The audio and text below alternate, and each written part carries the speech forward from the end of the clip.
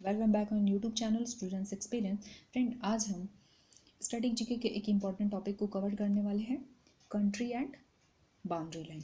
तो फ्रेंड्स, और सेशन के एंड में हम एक रेलवे और अदर एग्जाम में पूछे हुए इस टॉपिक से क्वेश्चन को सेल्फ टेस्ट करेंगे। तो इससे आपको पता भी चल पाएगा कि ये ट्रिकी वीडियो आपके लिए कितना हेल्पफुल रहा।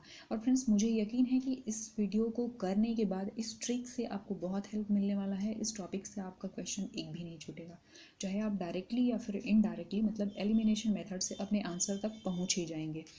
तो चलिए देखते हैं। पहला है आपके सामने मैगिनॉट लाइन और सेकेंड है आपके सामने सीजफील्ड लाइन। ये दोनों जो है ना फ्रांस और जर्मनी के बीच में है। इसको लर्न कैसे रखेंगे, तो देखिए, अगर आप कोई फ्री में बोले ना, अगर हिंदी में लर्न कर रहे हैं तो आपको फ्री याद रखना है और इंग्लिश में कर रहे हैं तो फ्रेंड याद रखना है, ठीक है। अगर आपको फ्री में कोई बोले या आपका फ्रेंड बोले कि मैगी खा लो मैगी, तो आपको बोलना है नो, नॉट। क्यों भाई?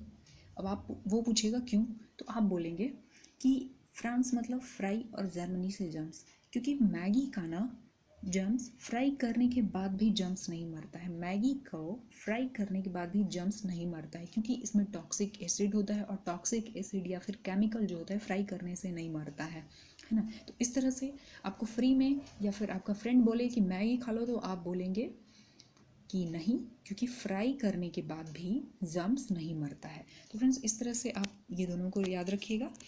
नेक्स्ट है आपका रेड क्लिफ लाइन। अब देखिए, जब इंडिया और पाकिस्तान की बात आती है ना, तो हमारे बीच में रेड प्लस का साइन है। रेड प्लस मतलब रेड यहाँ भी है। रेड प्लस मतलब खून खराबा, और जब भी खून खराबा होता है तो रेड प्लस आता ही है। रेड प्लस मतलब एम्बुलेंस, और एम्बुलेंस का साइन कब आता है? जब भी खून खराबा होता है। और भारत का अपने पड़ोसी पाकिस्तान के साथ कैसा रिलेशन है? रेड प्लस वाला, है ना। और ये जो लाइन है Radcliffe line, sir Radcliffe के अध्यक्षता में बना था, तो इसको भी याद रखिएगा, इससे भी क्वेश्चन पूछा जाता है। चलिए नेक्स्ट देखते हैं। नेक्स्ट है आपके सामने डूरंड लाइन। इसको कैसे याद रखेंगे? डूरंड मतलब तुरंत। ये जो है इंडिया और अफगानिस्तान के पास, मतलब दोनों के बीच में स्टार्टिंग में था, लेकिन डूरंड मतलब तुरंत क्या हुआ, मतलब तुरंत क्या हुआ, पाकिस्तान और अफगानिस्तान के बीच में आ गया, है ना। तो प्रेजेंटली ये जो लाइन है पाकिस्तान और अफगानिस्तान के पास है, अफगानिस्तान के बीच में है। तो आपको ये याद रखना है कि ये लाइन जो है अफगानिस्तान और पाकिस्तान के बीच में है ना। तो तुरंत ही बदल गया, डूरंड तुरंत बदल गया था, ठीक है। नेक्स्ट है आपका मैकमोहन लाइन। अब देखिए, चाइना के सस्ता माल के मुंह में सब लोग आ जाता है ना। मैकमोहन, मनमोहन। चाइना जो है ना मनमोहन है, अपने सस्ते माल से ना, सस्ते सामान से, इलेक्ट्रॉनिक सामान से सबको मोह लेता है। हम भले ही कहते हैं कि make in India, made in India, लेकिन इंडिया भी इसके मोह में आ जाता है। तो मैकमोहन चाइना सबका मन मोह लेता है, ठीक है। और ये जो लाइन है सर हेनरी मैकमोहन के टाइम में बना था या अध्यक्षता में बना था, ऐसा बोल सकते हैं, ठीक है। नेक्स्ट है आपका, नेक्स्ट है ये लाइन है आपका, देखिए 20th पैरल। ये इंडिया और पाकिस्तान के बीच में है, लेकिन इसको पाकिस्तान मानता है, इंडिया नहीं मानता है, तो इससे क्वेश्चन भी नहीं पूछा जाता है, लेकिन हम लर्न रखेंगे। और ये लीबिया और सूडान के बीच में आता है। तो देखिए इसको कैसे याद रखेंगे। जब 2020 इंडिया और पाकिस्तान के बीच में होता है ना, तो लाइब्रेरी भी शट डाउन हो जाता है। जब 2020 मैच इंडिया और पाकिस्तान के बीच में चले, तो लाइब्रेरी, लीबिया से लाइब्रेरी और सूडान से शट डाउन हो जाता है ना। नेक्स्ट है आपका 70th पैरेलल। देखिए, नॉर्थ वियतनाम और साउथ वियतनाम के बीच में है। इसको कैसे लर्न रखेंगे? तो देखिए, ये दोनों जो है ना स्टार्टिंग में, मतलब बहुत पहले जो था अलग था दोनों, नॉर्थ वियतनाम और साउथ वियतनाम, लेकिन अभी एक साथ है। तो इनका वित और नाम दोनों ही अब एक साथ हो गया है। एक साथ, एक से एक और सात से सात, तो 17th 17th पैरेलल किसके बीच में है? वियतनाम, वित और नाम दोनों एक साथ है, एक साथ 17, ठीक है। और देखिए 22 पैरेलल किसके बीच में है? इजिप्ट और सूडान के बीच में। इसको कैसे लर्न करेंगे? तो देखिए, 2-2 घंटे पढ़ाई करके ना, देखिए 2-2 घंटे पढ़ाई करके,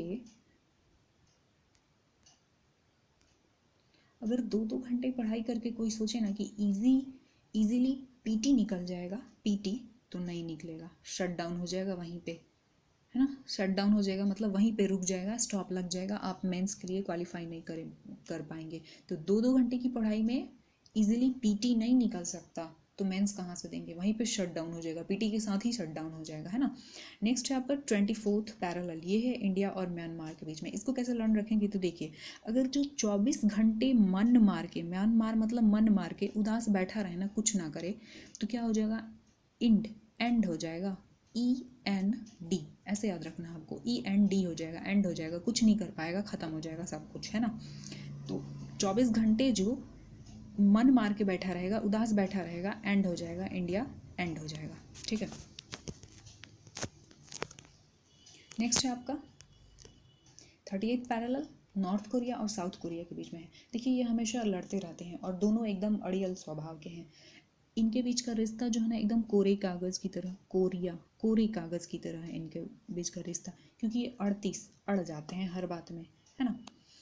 तो इसलिए इनके बीच में बात बन ही नहीं पाती, तो कोरा रिश्ता है इनके बीच में, ठीक है। देखिए हिंडनबर्ग को कैसे रखेंगे याद, जर्मनी और पोलैंड के बीच में है। देखिए जो जर्मनी और पोलैंड है ना, इसके बीच में ऐसे लाइन था, अब ऐसे ही इसके बीच में पोल लगा हुआ था, पोल से इन दोनों का बाउंड्री बटा हुआ था। अब पोल जो था ना आयरन का था, अब आयरन हो या कोई भी मेटल तो जंग लग जाएगा ना, आयरन में जंग लग जाएगा, तो उसको क्या करना पड़ेगा, हाइड करना पड़ेगा। एन को हटा दीजिए तो HIDE, हाइड बन जाएगा, तो हाइड करना पड़ेगा। ऐसा ऑर्डर दिया गया था, ऑर्डर नहीं, तो देखिए ऑर्डर देने के बाद भी पोल को हाइड नहीं किया गया, तो क्या हुआ, जंग लग गया पोल में, है ना। ऑर्डर देने के बाद भी पोल को ढका नहीं गया, हाइड नहीं किया गया, तो जंग लग गया। इसको ढकना था ना ऐसे, तब जाके जंग नहीं लगता, लेकिन ढका नहीं गया तो क्या हुआ, जंग लग गया। और ये ऑर्डरनीस जो है ना ईस्ट जर्मनी के बीच में है और पोलैंड के बीच में है। और ये जो हिंडनबर्ग है लाइन, ये 1917 में बना था, फर्स्ट वर्ल्ड वॉर के टाइम में। तो फ्रेंड्स इस तरह से इसको लर्न कीजिएगा।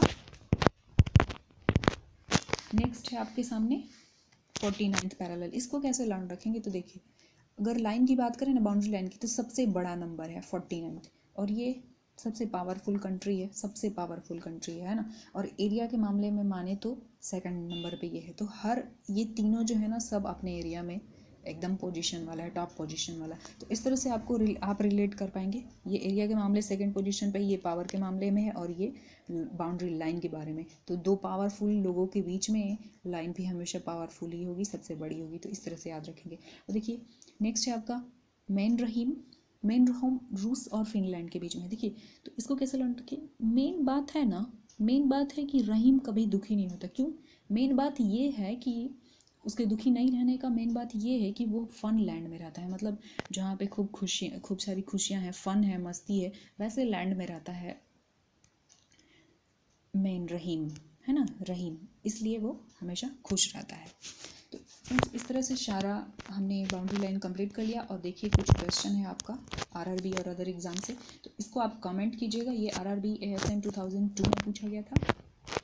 ये 14th पैरेलल बताना है आपको, ये मुंबई, भोपाल और बिलासपुर जोन में 2012 में पूछा गया था। और फ्रेंड्स ये सारे क्वेश्चन को मैं प्रैक्टिस जब करवाऊँगी प्रीवियस ईयर का, तो उसमें भी लेकर आऊँगी, बहुत जल्द सेशन लेके आने वाली हूँ।